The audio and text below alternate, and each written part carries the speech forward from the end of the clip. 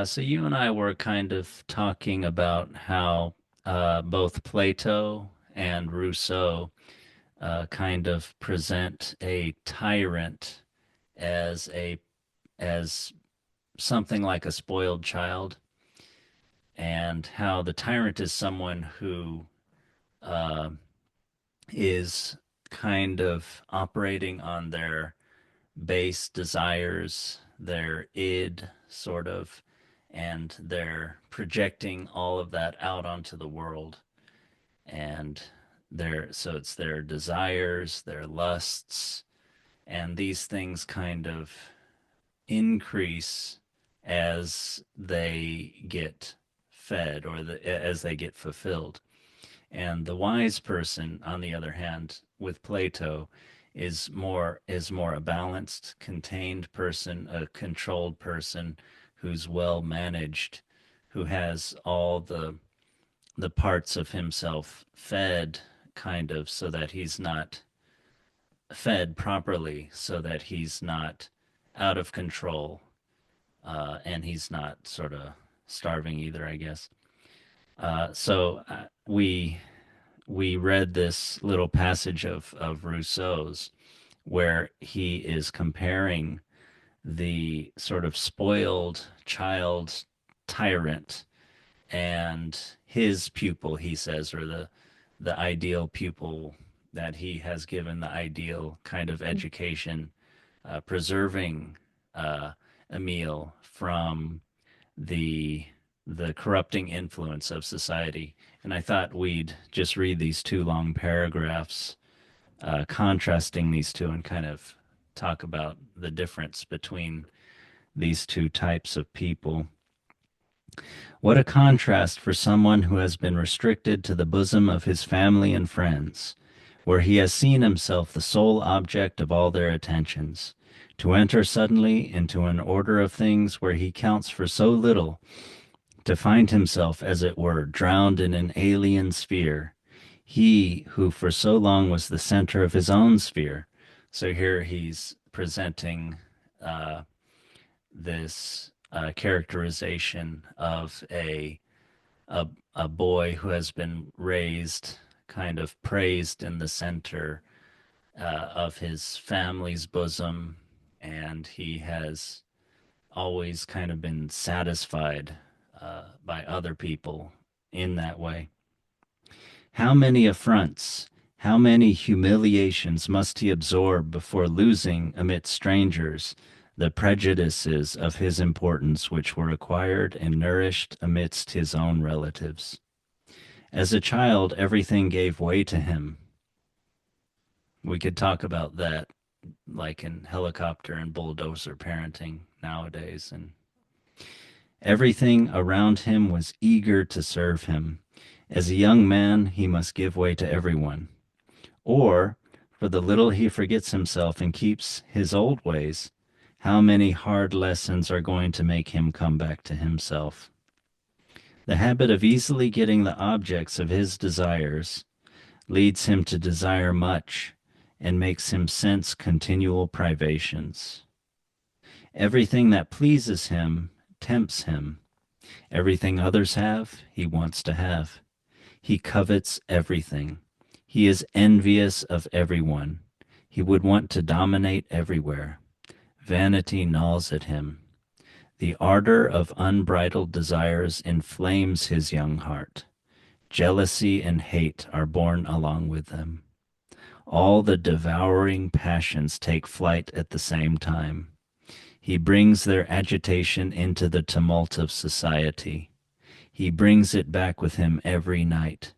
He comes home discontented with himself and others. He goes to sleep full of countless vain projects, troubled by countless whims.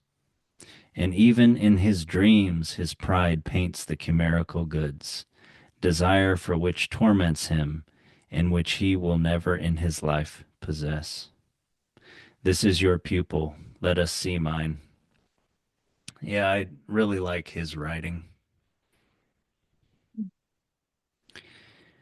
So this is now Rousseau's pupil Emile, the ideal pupil that he has raised with a kind of ideal education.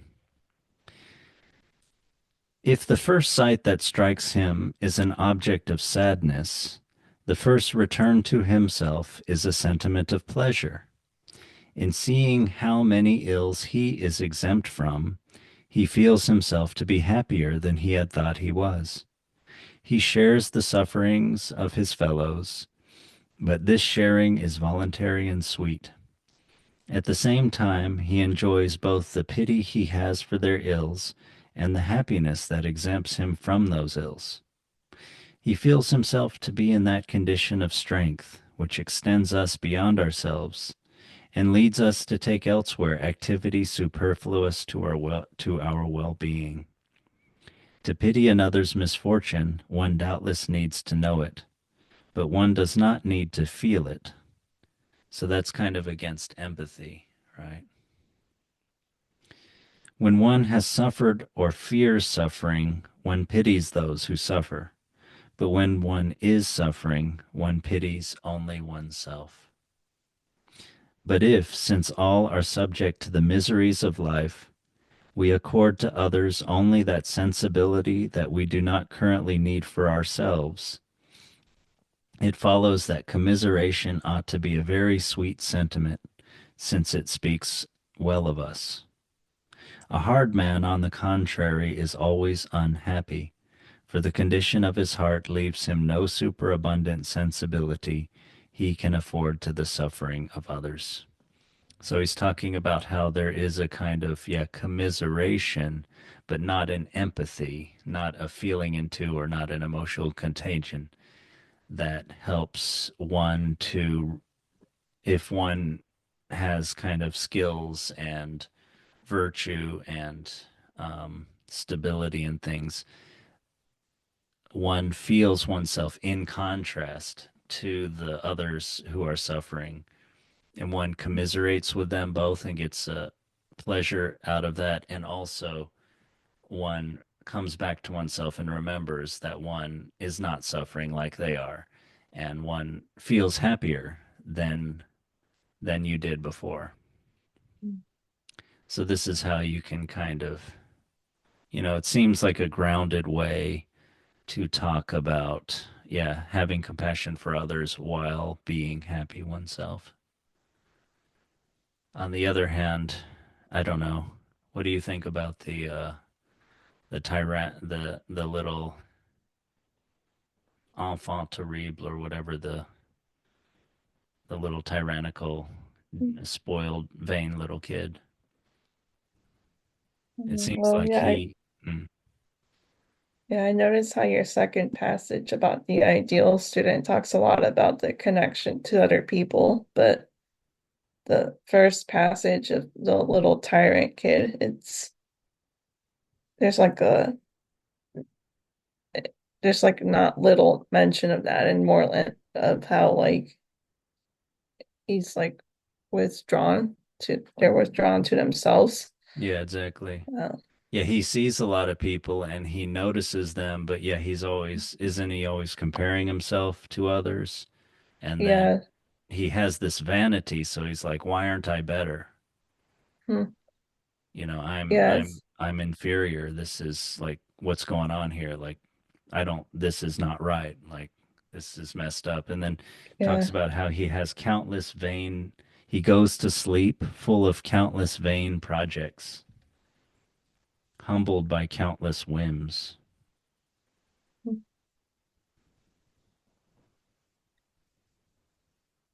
Oh, what were you yeah. gonna It say? sounds Yeah, it sounds like there's just no peace or contentedness Yeah. there. Yeah.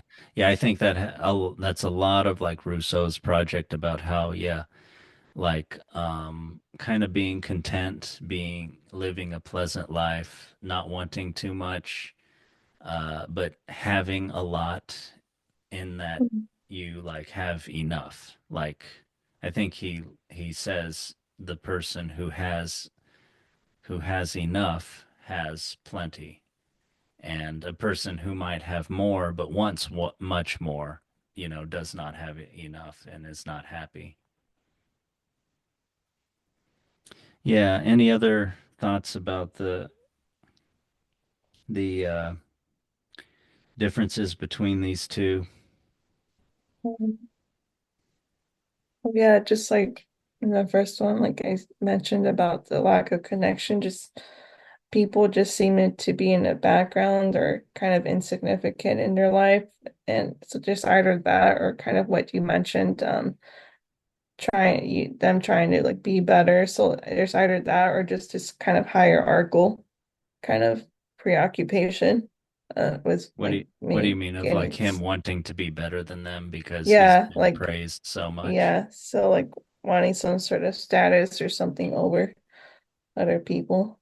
Um, Yeah. Yeah, sometimes you hear this talk on the internet too of like people of older people never having been praised. I think it may be even more so amongst immigrant families. They've like never been praised by their parents in their whole life. I mm, don't know if people tend to complain about that very much, but maybe younger people will sometimes complain about not being praised enough. mm, Or certainly there are some people that believe you should do that a lot mm, with kids. mm, What do you think about that? This certainly is saying, yeah, you don't want them to be vain. They might end up, in mental mm. turmoil and always wanting to be praised when they leave the home. Um, well, I don't know. I would think just like most things, there just needs to be you just need to be reasonable about it with not overdoing praise for just like anything a Maybe, child yeah, does. reasonable praise, Yeah. like praise that fits their level Yeah. of skill. Yeah. I Yeah. think the important point is, yeah, for him not to become vain, Yeah. not to later expect it, and then, yeah, when they go out into the world. So it's like if they had a balanced family home, then they go out into the world and they also are viewing in some balanced kind of way others as distinct individuals, but as like somewhat disposed to, you know, help them or interact with them, connect with them, things that they can participate in society like they participated Mm, in their home life rather mm, than try to rather than having been some sort of, I don't know, yeah, up tyrant or upheld, vain kind of figure in their family, and then go out into the world mm, and be really knocked hard on their butt because mm, that's not how the world views them. And then, yeah, having those countless vain projects to try to try to crawl their way back up. Yeah. Yeah, and yeah, and Rousseau talks a lot about strength, about how like true strength in life, competence in many endeavors and physical, including like mm, physical endeavors, being very independent and being very independent is very important to strength. mm. Excuse me, is very important to happiness.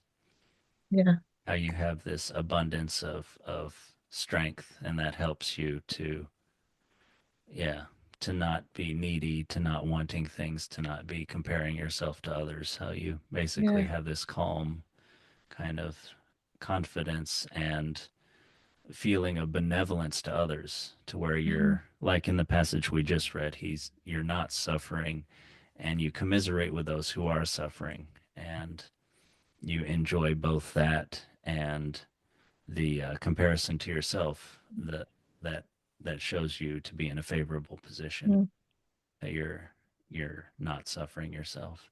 mm. Yeah. So yeah, I think a lot of strength comes from kind of some kind of suffering or hardship.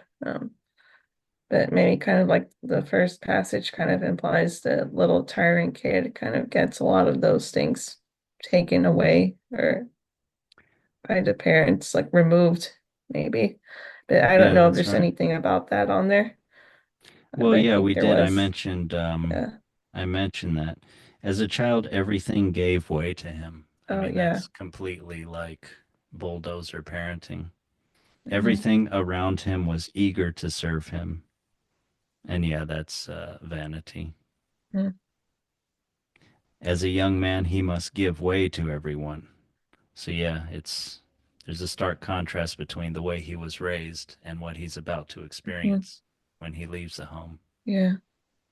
Do you have any knowledge of this bulldozer parenting, or have you? Well, I'm more familiar with helicopter parents, but I haven't really heard much of bulldozer. Is that kind of the same thing, or No, is it I think different? it's like an advancement, a development on helicopter parenting. So helicopter parenting is like they're hovering all the time. The parents are hovering all the time Hmm. to try to make sure that they reduce the hardship of the kid as much as possible. So the kid falls down there right there to pick him back up. Are you okay? Hmm. You know, uh, bulldozer parenting is like maybe like getting rid of all obstacles that could make them fall down or for which you would need to rush over to them Hmm. in the first place. So uh, I can't think of any examples from when they're little, but like when they're a little bit older, helping them with homework, helping them with their college admissions, and Wow. to the point of maybe I can't remember. There's recently a story in the Wall Street Journal, but it was something about how like a large percentage of parents like talk to their kids in college every day, Hmm. and I can't remember something more extreme than that. But anyway, yeah, Yeah. bulldozer parenting is a real thing apparently. Oh wow. Well, I've heard stories, maybe it's the same thing of parents calling the college complaining about their child's grades or Yeah, yeah, I like think them showing up to job interviews with their yes, children. actually, Yeah. yeah. Yeah. I don't know if I've linked you Okay. to the article, but that I think that's the same thing that I've read. Wow. Um, Yeah, can you imagine your parent coming with you to a job interview? I mean, I can't yeah. even imagine that. Yeah. But yeah, I didn't know there was a step beyond helicoptering Yeah. even. Yeah, I think Um, helicopter parenting is a little bit older and bulldozer is a new thing. yeah. Um, I can't like, imagine anyone who takes a step back and has perspective on this can think this is a good thing. But they might be yeah. so emotionally caught up in it uh that that they feel this pity for the kid, Yeah. and there's this maybe unacknowledged like wanting to be depended on, wanting to feel important, Hmm. but Yeah, I could see how it creates a tyrant child because the tyrant child is given this false sense that life is easy that and that there isn't and that yeah, it'll always go as they want it. So then the moment something difficult comes up that when they grow up, it's like I imagine like very mentally difficult to comprehend or even understand right, yeah, and why they'd that be a little is. bit like And that first boy in the passage. yeah, and then like of course that would lead to the turmoil and the yeah, just this mental turmoil and stuff. Yeah, you don't Uh know they go in. what's going on. You don't know how to deal Yeah, with it. And you might lash out if you see it as a voluntary action of your parent who's finally, yeah, when you're 26 or whatever, just like threw their hands up, or maybe they got sick and they can't be there all the time for you. yeah. Yeah, so it's like it's a form of suffering that was totally avoidable and unneeded. Yeah. Yeah, Jonathan Haidt, talks a lot about how we need to get back to this free range Mm.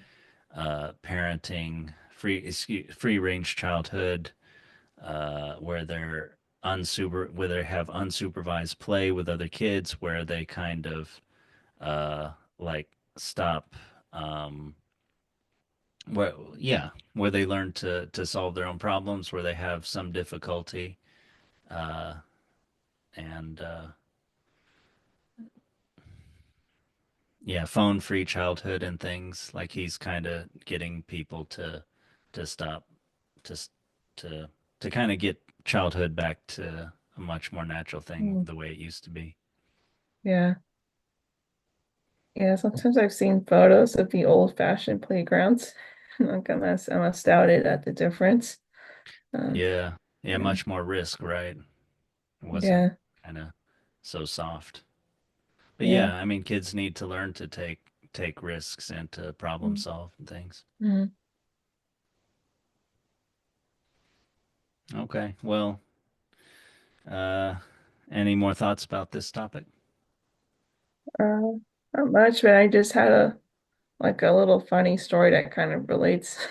I Yeah, was sure. showing my people at my work like a travel show on a region in France called Burgundy, and apparently that region is what really helped France get its reputation for good wine, Hmm. because that region, I guess, really like specializes in that. Hmm. And when this lady was showing her vineyard, the host asked her like, what's the secret to like such good wine being produced here? And she said that the soil here is poor in nutrients, and that adversity makes the grapes kind of strong because they have to like really suffer a lot to just grow, and then that's what makes the wine good and Oh, wow. special. Yeah, Yeah, that's great. yeah. Yeah, I've even heard there is a theory I think put forth by David Sinclair, who's like a longevity, scientist, and I think hormesis, something like that. Mm, The idea that even one reason maybe vegetables are good for us is that there's some kind of conflict there with our system, or this the conflicts that they sort of endured when they were developing actually contribute to the nutrientness, how nutritious they are when we eat mm, them. It has something to do with how mm, um, yeah, some kind of conflict. Basically, mm, conflict produces, yeah, strength even in mm, in food. mm. That's an interesting idea. Yeah, I'd like to see more kind of research into that kind of thing. But Yeah, anyway, that's a good story now to kind of keep in mind. yeah. Seems like maybe all living beings need some kind of struggle. Yeah, yeah, that's probably true. I mean, that's how evolution makes new things, right? And better versions of things and everything. Mm. Okay, well, until next week.